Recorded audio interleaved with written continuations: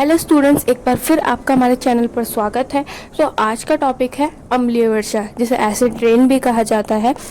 आज की वीडियो का जो टॉपिक है ना, वो हर एक क्लास, हर एक स्टूडेंट के लिए इम्पॉर्टेंट है, क्योंकि अब वो चाहे फर्स्ट टू ट्वेल्थ के स्टूडेंट हो या फिर कॉलेज के स्टूडेंट हो, ड्यू, सोल, एनसी हो, किसी भी उसके स्टूडेंट्स हो, यहाँ तक कि यूपीएससी के स्टूडेंट्स ही क्यों ना हो, ये वीडियो सभी के लिए इम्पॉर्टेंट है। So don't skip this video, must watch it. बारिश के रूप में अम्ल का धरती पर आना अम्लीय वर्षा के रूप में जाना जाता है। जब बारिश होती है तो उसके साथ ना जो अम्ल होता है, जिसे हम एसिड भी कहते हैं, वो धरती पर आता है बारिश के पानी के साथ। तो इसी पूरे प्रोसेस को अम्लीय वर्षा कहा जाता है। जो वायुमंडलीय प्रदूषक जैसे सल्फर और नाइट्रोजन के ऑक्साइड वर्षा जल के साथ प्रतिक्रिया करते हैं और वर्षा के साथ नीचे आते हैं, जिससे अम्लीय वर्षा होती है। अब अम्लीय वर्षा होती कैसे है? अम्लीय वर्षा ऐसे होती है जब जो वायुमंडलीय प्रदूषक होते हैं, जो हमारे एनवायरनमेंट के लिए पोल्यूशन है, जिसे सल्फर और नाइट्रोजन के ऑक्साइड के रूप में हम जानते हैं। किसके? सल्फर और नाइट्रोजन के ऑक्साइड के रूप में जानते हैं, ठीक है। वो ना जब बारिश होती है तो उसके साथ प्रतिक्रिया, मतलब कि केमिकल रिएक्शन करते हैं, और फिर जब बारिश होती है तो उसके साथ धरती पर आते हैं, जिससे अम्लीय वर्षा होती है। अब आप सोच रहे होंगे कि हाँ, अम्लीय वर्षा होती है। अब अम्लीय वर्षा होती क्यों है वो भी हमें समझ आ गया, क्योंकि उसके लिए जो जिम्मेदार है वो है सल्फर और नाइट्रोजन के ऑक्साइड। अब ये जो सल्फर और नाइट्रोजन के ऑक्साइड है, ये आते कैसे हैं? ये इनका जन्म, उत्पन्न कैसे होता है? अब उत्पन्न ये होते कैसे हैं? यह तब होता है जब विभिन्न मानव निर्मित उद्योगों, कारखानों, वाहनों तथा जीवाश्म ईंधन के जलने से सल्फर और नाइट्रोजन ऑक्साइड उत्पन्न होती है। सल्फर और नाइट्रोजन को जनरेट करने के लिए ना बहुत सारी चीज़ें इसके लिए जिम्मेदार है। अब जैसे कि पहला तो यही है कि मानव निर्मित उद्योग या फिर गतिविधियाँ भी कहें हम, जो हम लोग हैं, हम लोग बहुत सारी ऐसी चीज़ें करते हैं ना, जो सल्फर और नाइट्रोजन के ऑक्साइड बनाने के लिए जिम्मेदार है। बहुत सारे मानव निर्मित जो उद्योग हैं, इंडस्ट्रीज होती हैं, वहाँ से क्या निकलता है? धुआं निकलता है, जो केमिकल निकल रहा है। जितने भी कारखाने हैं वहाँ से केमिकल जो निकल रहा है, वो इनके सल्फर और नाइट्रोजन के ऑक्साइडों को उत्पन्न करता है।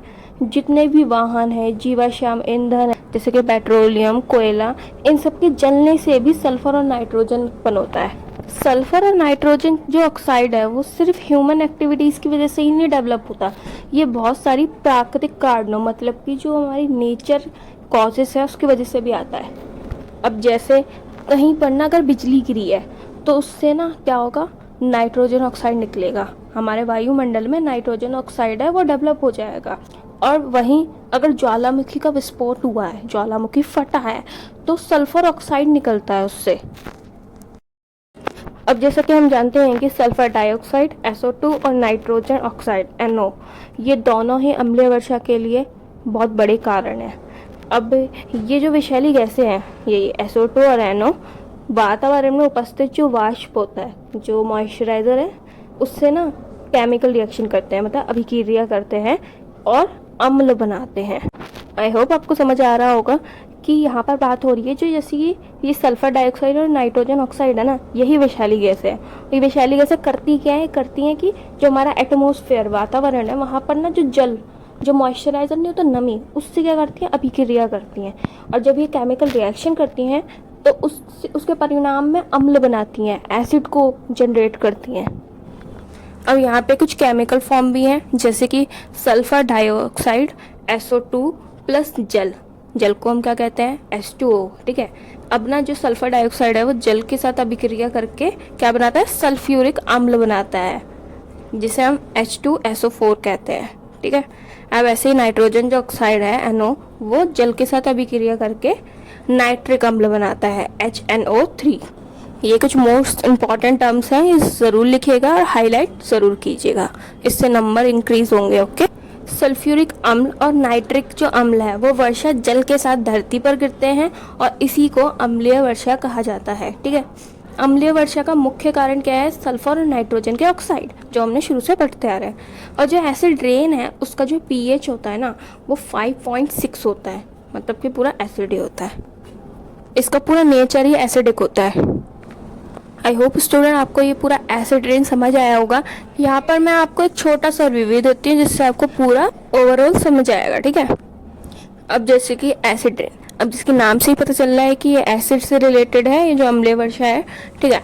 अब इसके होने के लिए जो कारण है वो क्या है, सल्फर और नाइट्रोजन के ऑक्साइड। अब जो सल्फर और नाइट्रोजन के ऑक्साइड है वो करते क्या है, वो जो हमारा वातावरण होता है, जो हमारा ये पर्यावरण है, उसके साथ क्या अभिक्रिया करते हैं। और अभिक्रिया कैसे करते हैं, उस वहाँ पर जो पानी मौजूद है, जो नमी है, जिसे हम मॉइस्चराइजर कहते हैं, उसके साथ अभिक्रिया केमिकल रिएक्शन करते हैं। और जब ये केमिकल रिएक्शन करते हैं ना, तो उसके बाद ये क्या बनाते हैं, ये अम्ल बनाते हैं, एसिड उसको बनाते हैं। जैसे कि जो सल्फर डाइऑक्साइड है वो सल्फ्यूरिक अम्ल बनाता है जब जल के साथ अभिक्रिया करता है, और जो नाइट्रोजन ऑक्साइड है वो नाइट्रिक अम्ल बनाता है। और जब ये एसिड बन जाता है, तब ये जब बारिश होती है ना, तो ये बारिश के पानी के साथ नीचे धरती पर आते हैं, और उससे क्या होता है, अम्लीय वर्षा होती है। चलिए स्टूडेंट, अब हम अम्लीय वर्षा का प्रभाव देख लेते हैं, इफेक्ट्स ऑफ एसिड रेन। अब अम्लीय वर्षा के बहुत सारे प्रभाव हैं। पहला है कि अम्लीय वर्षा ना वन्य जीव, जो हमारे पेड़ पौधे हैं, जलीय जीव जैसे कि जो जल में रहते हैं, मछली और ऑक्टोपस वगैरह, मनुष्य जो हम लोग हैं, ह्यूमंस, मिट्टी तथा ऐतिहासिक स्मारक जैसे कि ताजमहल और लाल किला, ये सारी चीज़ें, इन सभी के लिए ना जो अम्लीय वर्षा है वो काफ़ी हानिकारक साबित हुई है। इसकी वजह से हुआ क्या है, जो पेड़ हैं वो सूखी पत्तियों और शाखाओं में बदलते जा रहे हैं।